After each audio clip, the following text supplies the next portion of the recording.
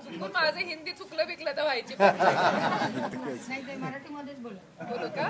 बरं, आता ताईंचा मान राखते आणि मराठीमध्ये बोलते. नमस्कार. इथे जमलेले सर्व माझे बंधू, माझ्या भगिनी, माननीय व्यासपीठ, सर्वांची नावं आता घेत बसत नाही, बराच वेळ झालेला आहे. तुझं नाव काय? रियाज. रियाज, त्या 4 शब्बीर भाईंचा मुलगा ना तू? ज्या 4 वाजल्यापासून काय मी इथे रात्री 12 वाजले असते ना तरी मी आले असते, कारण आज एकादश आहे म्हणून, म्हणजे सोडून द्या विषय, पण मी इथे येण्याला दुखवणार नाही. तुम्हाला समजलं? चांगली गोष्ट आहे. मी शब्बीर बाईला तेच म्हटलं की कच्चं विकता का शिजवलेलं, कारण आल्या म्हटलं आज नेमकी एकादश आहे. बापूंनी मला विचारलं होतं की वहिनी आज एकादश आहे, पण मग आता काय करू, काय करायचं का नॉनव्हेज? म्हटलं नाही नको, आज एकादश आहे, निदान तेवढं तरी देवाचं आपण हे ठेवलं पाहिजे. म्हटलं नाही आलं तरी, म्हणजे बनवलं तरी चालेल, पुढच्या वेळेला मी येईन.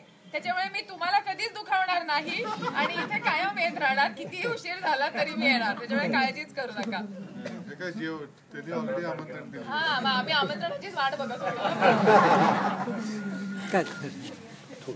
तर आम्ही आता एक सभा करत इथे आलो, त्याच्यामुळे थोडासा उशीर झाला असेल तुम्हाला, म्हणजे मला घरातली कामं असतात सगळी, पण तुम्ही सर्वजण एवढे थांबला आमच्यासाठी, दोघं जण म्हणजे पुरुष मंडळी आणि महिला मंडळ, तर मी सर्वांची आभारी आहे.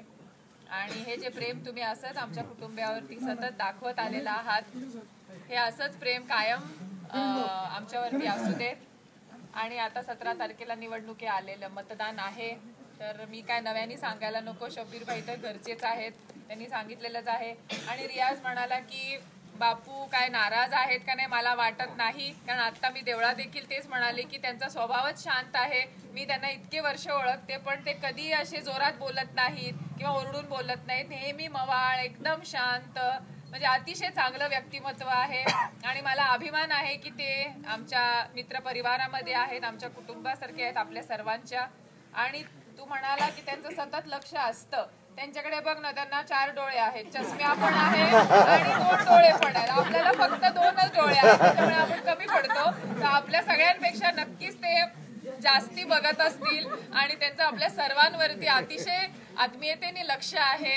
आणि तुम्ही सर्वजण त्यांना एवढा पाठिंबा देता, तुम्ही त्यांना सर्व इतकं त्यांच्यावरती प्रेम करता, हे कौतुकास्पद आहे. आणि असाच प्रेम, असाच पाठिंबा कायम तुमचा असला पाहिजे आणि राहील, याची मला खात्री आहे. ताईंच्या मतदानाचं काय सांगणार, आता साहेबांबद्दल तर तुम्ही सर्वजण जाणता.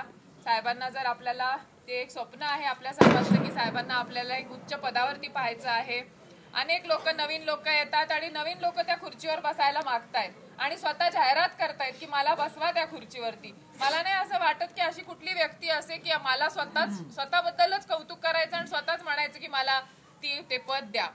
साहेबांनी असं कधीही आजवर केलेलं नाहीये. तुम्ही सर्वजण साहेबांना ओळखता, तर ते जे स्वप्न आहे आपल्या साहेबांचं, ते पूर्ण करायला तुमचाच हातभार लागला पाहिजे. आणि फक्त ताईंना मत देऊन आपल्याला उपयोग नाहीये. आपले जे राष्ट्रवादी काँग्रेस आणि कवाडे गटाचे जे उमेदवार आहेत, 48 उमेदवार आहेत, त्या 48 उमेदवारांना आपल्याला निवडून द्यायचं आहे. जिथे जिथे आपले राष्ट्रवादी काँग्रेस कवाडे गटाचे जे उमेदवार असतील, तिथे तुम्ही तुमच्या पाहुण्या रावळ्यांना, मित्र परिवाराला, सगळ्यांना तुम्ही सांगितलं पाहिजे की साहेबांचे हात जर आपल्याला बळकट करायचे असतील, त्यांना जर आपल्याला त्या तख्तावर बसवायचं असेल, तर हे सर्व उमेदवार निवडून आले पाहिजेत. ताई तर येतीलच, मला ही सगळी तुम्ही घरची माणसं आहात. मी आज आले इथे, आम्ही दोघंही आलो किंवा आमचे मित्र परिवार आला, बापू घेऊन आले. आज एक निवड ही औपचारिकता आहे, आपण भेटायला आलेलो आहोत, आपण काहीही मागायला आलेलो नाही. घरच्या लोकांना आपण काही मागतो का, मागणार का काही? मी कसं हक्काने म्हणलं मी येणार बिर्याणी खायला, हो का नाही? हा, त्याच्यामुळे मी म्हणणार नाही की मला बाई देशील का तू खायला, नाही, मैं आऊंगी, कभी भी आऊंगी, सुबह आऊंगी, रात को आऊंगी, पर आऊंगी, खाली ईद को नहीं आऊंगी मैं, कभी भी आऊंगी तो मेरे को खिलाना है आपको.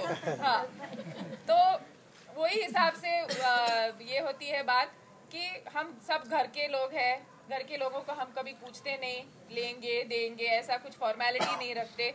इसीलिए आप लोग तो 17 तारीख को जाएंगे, ताई को मतदान करेंगे ही, और उसके साथ आपके साथ जो भी आपके घर में जो लोग होंगे, अपना दादी होंगी या जो भी खाला होंगी, फूफा होंगी, बुआ होंगी, सबको लेके जाना है साथ में। और ताई को एक नंबर का जो हमने सोचा है कि उनको जो एक स्थान देने का है, तो वो देना जरुरी बनता है। आणि काय अजून काय सांगणार तुम्हाला आता मी, तुम्ही सर्वजण जाणता, जसं मगाशी काही ठिकाणी म्हणाले की काही कामं आमची झालेली नाही आहेत, तर मान्य आहे मला, आपल्याकडे काय प्रत्येक कामं होतातच अशी नाही, काही ठिकाणी काही लोग होतात, कभी कभी नहीं भी होता है, कभी आपको आपके मियाँ जी ने कुछ लाया नहीं, साड़ी नहीं लाया एक दिन, तो आप गुस्सा थोड़ी करते हो, आप बोलती हो कि नहीं मैं छोड़ दूंगी आपको, नहीं मैं अभी उसे उधर जाऊंगी, अरे किधर जाओगी, आके अपने घर में जाने का है वापस। तो इसीलिए अपना जो राष्ट्रवादी पक्ष है इसमें ही रहने का है। अपने जो बापू तावरे हैं वो हमारे साथ ही है, वो कहीं नहीं जाएंगे, हम उनको छोड़ेंगे तब जाएंगे ना वो। हाँ, तो वो आप कभी कभी काहीतरी होतात गोष्टी, नाराजी होते, काही गोष्टी मिळतात आपल्याला, काही गोष्टी नाही मिळत, पण आपण काय त्याच्यामुळे नाती तोडतो का? आता आम्ही इंदापूर तालुक्यामध्ये एवढा दौरा केला, गेले 8 दिवस आमचा प्रचार चालू आहे तिथे, पण बापू तावरे म्हणाले की नाही वहिनी, बापू तुम्ही आलं पाहिजे, माळेगावला पण या तुम्ही, तर त्यांच्या विनंतीला मान देऊन येणारच होतो। माळेगाव शेवटी आपलं घर आहे, इथे यायला पण नेहमी मी म्हणते की आपण नेहमी आपल्या घरच्या लोकांनाच गृहीत धरतो। हम सोचते हैं हाँ चले क्या ये तो देगी मेरे को वोट ही, ऐसा नहीं सोचना चाहिए, या आपको भी ऐसा नहीं सोचना चाहिए कि हमारे बाकी के घर के लोग गए हैं तो अगर मैं नहीं गई तो चलता है, माझ्या एका मताला काय आहे, पण असं एक एक एक करतच ते मत एक गठ्ठा जो होतो म्हणतात, ते प्रत्येकाने जर मत दिलं तरच आपल्याला ती जी एक संख्या गाठायची आहे, मतदान होणार, ताई निवडून येणार, याच्यात काय वाद नाहीये। आपल्याला कोण आपल्या विरोधात कोण आहे, काय आहे ह्याचा विचार करायचा नाहीये, काय आपण जाहिरात करो नाही तर ना करो। मला आता मगाशी देवळात एक जण मुलगा म्हणाला, रणजित तावरे, की आपल्याकडून प्रसिद्धी होत नाहीये तेवढी, पण तुम्हाला सर्वांना माहिती आहे साहेबांचा स्वभाव कसा आहे ते, साहेब कधीही प्रसिद्धी माध्यमांना महत्व देत नाहीत, पत्रकार असतात ते देतात, जेवढी प्रसिद्धी देतात, टीव्ही वाले जेवढी देतात तेवढी मान्य आहे, पण अवाजवी म्हणजे स्वतःच्या ह्यांनी जर आपण जर काही गोष्टी स्वतःची चिमकी वाजवणार असू तर ते काम कधी साहेबांनी केलेलं नाहीये, आणि मला नाही वाटत याच्या पुढे देखील ते करतील। ते नेहमी आपलं काम करत राहतात आणि प्रसिद्धी आपोआप येत राहते, पण आपल्याकडे जे नवीन पक्ष येतात ते आधी प्रसिद्धी दाखवतात आणि मग ते किती काम करतील ह्याची आपल्याला खात्री नाही। म्हणून आता रियाज म्हणाला की बऱ्याच जण तिथे देवळात जण म्हणाल्या की त्यांची माझी ओळख जेव्हा झाली, त्या संगीताताई म्हणून होत्या, तर त्या म्हणाल्या की आम्हाला आधी वाटायचं की वहिनी खूप शिष्ट आहेत, आता मला कळेना झाले आता तो छाप काढायला काय करायला पाहिजे की मी शिष्ट दिसू नये याच्यासाठी काय करायला पाहिजे। तर मग ती म्हणाली की नाही आम्ही एकत्र आलो, मग आमच्या गप्पा गोष्टी झाल्या, त्याच्यामुळे ऐसा होता है ना, बोलते है ना की जसं दिसतं तसं नसतं, म्हणून तर जग फसतं। त्याच्यामुळे जे आपल्याला नवीन लोक दाखवताय, जाहिरातीमधून दाखवतात किंवा टीव्ही वरून दाखवतात, त्याला भुरळ न पडता की आपल्याकडे जे आहे जुनं ते सोनं जे आपण म्हणतो, तर ह्या गोष्टींकडे आपण नेहमी लक्ष दिलं पाहिजे।